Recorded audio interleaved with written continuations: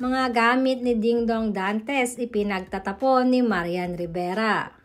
Dingdong pinapalayas na. Sagad na nga ang nararamdaman ngayon ng primetime actress na si Marian Rivera sa kanyang asawang si Dingdong Dantes.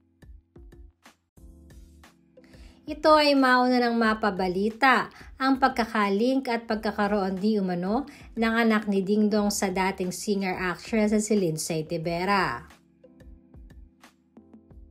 Napabalita na din na nag-iisip na nga na magbigay ng final decision si Marian para sa magiging annulment nilang dalawa.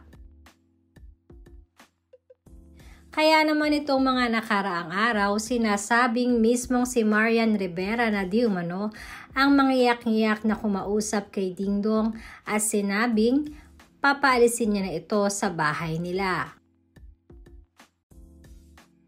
Usap-usapan din ng mga netizens ang pagtatapon ni Marian ng mga gamit ni Dingdong Dantes. Maging ang mga kapitbahay nila ay nagtataka na kung ano ang nangyayari sa dalawa. Gulat na gulat nga ang mga kasambahay ni na Marian at Dingdong, ganun na rin ang dalawa nilang anak. Nagmamakaawa pa nga di umano itong si Dingdong na huwag gawin ito ni Marian. At nangangako siya na hindi nito mauulit muli. Nananatili namang tahimik lang si Marian sa mga issue.